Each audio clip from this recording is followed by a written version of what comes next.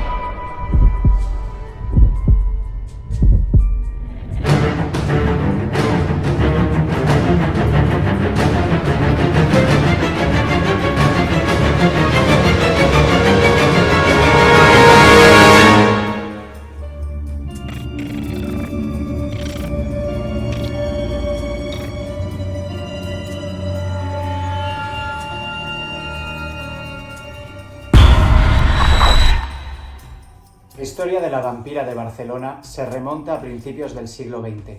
En la ciudad condal, esta mujer, llamada Enriqueta Martí Ripollès, es conocida por ser una asesina en serie, secuestradora y proxeneta de niños. Se dedicaba a perseguirlos, secuestrarlos para posteriormente torturarlos y matarlos. Se dice que diseccionaba su cuerpo y luego traficaba con sus órganos. Se bebía su sangre o la vendía a otras clases de alta capacidad económica, puesto que en la época se pensaba que la sangre de niño curaba de enfermedades como la tuberculosis. Enriqueta nació en Sant Feliu de Llobregat el 2 de febrero de 1868.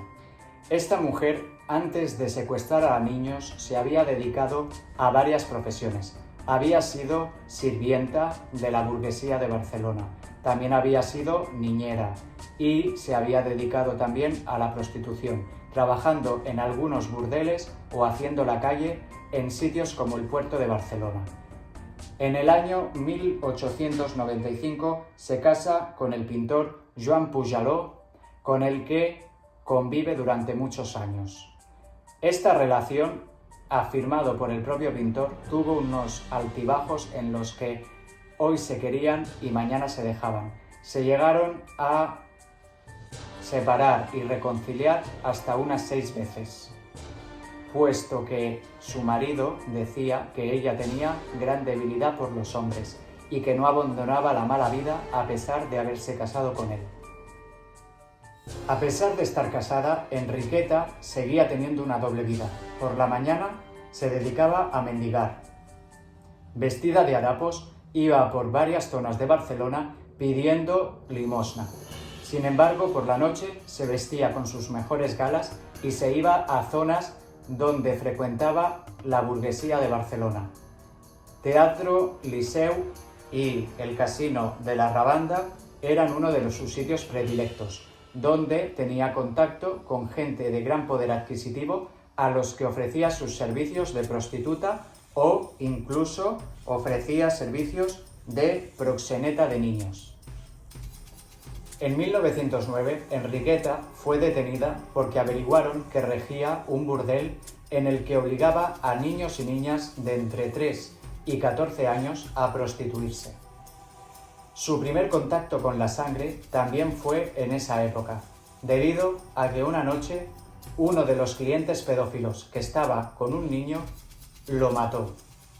Enriqueta, para que nadie se enterase, cogió al niño y ocultó el cadáver, descuartizándolo y metiéndolo en bolsas.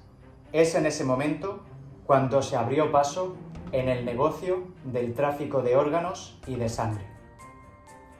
Su modus operandi era el siguiente: los descuartizaba, extraía la grasa de sus cuerpos para posteriormente venderla a empresas de transportes de Barcelona. Por otra parte, extraía su sangre y a veces se la bebía, otras veces la vendía a clases burguesas. La historia de la vampiresa de Barcelona se empieza a hacer pública cuando el 10 de febrero de 1912 se produce la desaparición de una niña de clase alta llamada Teresita Guitart Congost, en un mercado de Barcelona en el que su madre se había dispuesto a ir a comprar esa mañana junto con ella. Cuando llegó al mercado, la madre se puso a hablar con unas vecinas, cogiendo a su hija de la mano. En un descuido, la niña se separó de su madre, desapareció y ella puso el grito en el cielo. Llamaron a la policía y empezaron a darse cuenta que durante las últimas semanas no solamente Teresita había desaparecido, sino que iban varios niños, y cada vez las desapariciones eran más frecuentes en la ciudad. Una vecina del barrio del Raval llamada Claudia Elías vio una mañana desde la ventana de su casa a una niña que desconocía jugar en el balcón de su vecina con la cabeza rapada.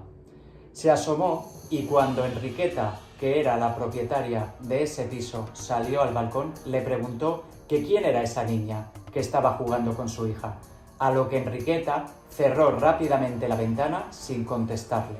En ese momento, Claudia no dudó en llamar a la policía y explicar lo que había pasado para que investigasen.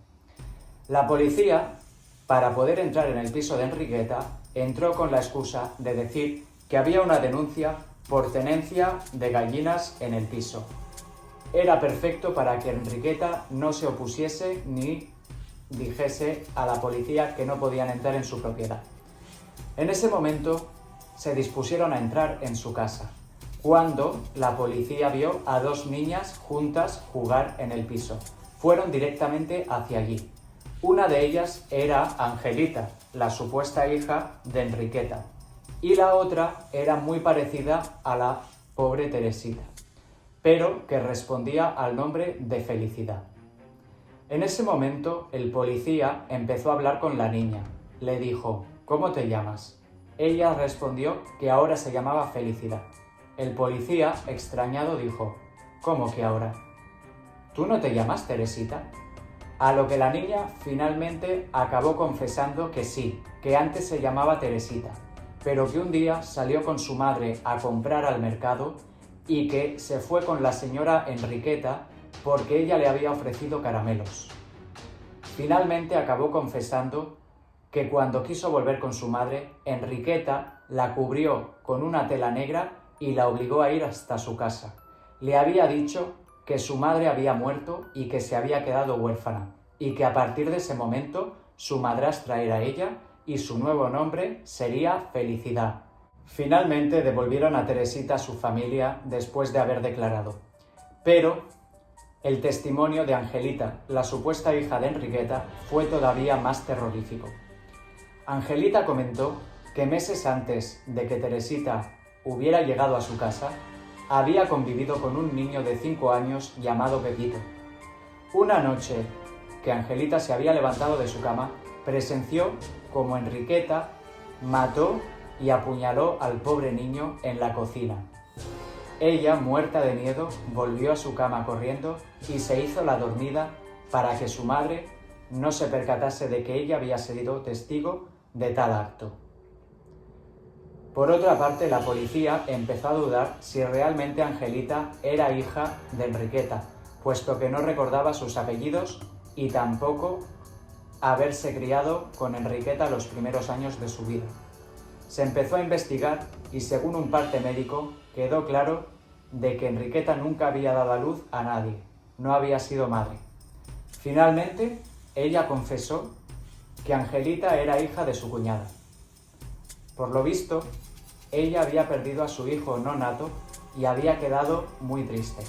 Hizo creer a su cuñada que la criatura que había dado a luz había nacido muerta, para posteriormente quedársela y criarla como su propia hija. En una segunda inspección al piso de Enriqueta, semanas más tarde, se encontró un saco con ropa de niños y un cuchillo ensangrentado. También, por otra parte, en uno de los cuartos de Enriqueta había un armario lleno de ropa de niños y niñas bastante provocativa, seguramente para los negocios que ella regentaba. También encontraron restos de huesos con marcas de haber estado expuestos al fuego. En otra habitación cerrada con llave, donde Enriqueta escondía, entre otras cosas, cabellos humanos, esqueletos de manos pequeñas, polvo de huesos, etc. También habían botes con pociones, pócimas y ungüentos que seguramente estaban preparados para posteriormente ser vendidos al mercado de la alta burguesía que los compraba por esa época, ya que, como he comentado, la sangre y las pócimas se pensaban que eran un remedio para curar muchas enfermedades, entre ellas la tuberculosis, que en esa época estaba bastante expandida por toda la ciudad. Finalmente se averiguó que los restos de ropa y el cuchillo ensangrentado pertenecía al pobre niño Pepito, que Angelita había visto cómo había sido asesinado brutalmente por la vampira del Raval. Encarcelada en la prisión Reina Amalia, Enriqueta intentó suicidarse varias veces. Una de ellas, con un cuchillo de madera, intentó cortarse las venas. Cuando la gente se enteró, puso el grito en el cielo. Todo el mundo tenía sed de venganza. Querían que la vampira del Raval fuera condenada al garrote vil. En ese momento, la prisión lo que hizo fue que puso a 3 presas con ella las 24 horas del día, para que la vigilasen y para que por las noches, cuando durmiesen, quitasen las sábanas si veían que ella se tapaba para poder cortarse las venas o autoinfligirse. Finalmente, Enriqueta se murió a finales de mayo del año 1913, seguramente debido a un cáncer de útero que padecía desde hacía años. Hay otra versión que dice que la causa de su muerte fue porque sus compañeras de celda la asesinaron y la lincharon en el patio de la cárcel. A finales del siglo XX, el escritor Jordi Corominas publicó un libro llamado Barcelona 1912, el caso de Enriqueta Martí, en el que había hecho un estudio profundo sobre la vida de Enriqueta y todo lo que giró en torno al asesinato de los niños. Por lo visto, según el escritor, todo se había exagerado. Realmente esta mujer no era tan perversa y tan mala como querían hacer ver en la época. Según él, y palabras textuales, muchos cronistas de la época incidían en publicar información escabrosa, pero sin realizar ningún seguimiento riguroso de la información. Esto dio a entender que realmente lo que vendía en la época era decir que esta mujer era escalofriantemente peligrosa, pero que tampoco había un estudio y un seguimiento que demostrase que todas las acusaciones que se le hicieron eran realmente ciertas y que todo lo que decían que había hecho a esos pobres niños era verdad. Por otra parte, en el libro, Jordi Corominas habla del posible secuestro de Teresita, desmintiendo que el objetivo no era lo que se decía en la época de matar a la niña, traficar con sus órganos o con su sangre, sino que realmente respondía al hecho de que Enriqueta había perdido a su hijo, estaba muy traumatizada y por eso cometió la locura de secuestrar a la pobre niña y llevarla hasta su casa. Su mente no era analítica ni criminal, como se pensaba, sino la de una persona con un gran trauma, que hoy en día hubiera necesitado seguramente atención psiquiátrica, pero que en la época se satanizó y se mostró al mundo como una persona vil y diabólica. Finalmente, este escritor investigó más y averiguó un dato muy importante. Al parecer, la sangre hallada en la casa de Enriqueta no pertenecía a ningún niño, sino que era su propia sangre. Esta mujer, como he comentado, murió de cáncer de útero. En aquella época tenía muchísimas hemorragias vaginales que hicieron que su casa estuviera llena de sangre. Pero en ningún momento se demostró que esa sangre perteneciese a ningún niño. Tampoco los huesos hallados se demostró en ninguna ocasión que eran de niños. Y hasta aquí el vídeo de la vampira del Raval. Espero que os haya gustado. Si tenéis alguna duda o aportación, ponedla en los comentarios. Espero que le deis a me gusta, que si no os habéis suscrito todavía lo hagáis, que activéis la campanita para recibir notificaciones cada vez que suba un misterio nuevo. Y bueno, espero opiniones, espero que me digáis cuál de las dos versiones creéis que es la más verídica, la que dice que era una mujer diabólica y una asesina de niños despiadada, o la que dice el escritor Jordi Corominas en su libro de que no era tan mala como se la pintaba y de que realmente era una mujer con grandes problemas psicológicos y grandes traumas. ¿Qué pensáis vosotros? En fin, ahí lo dejo.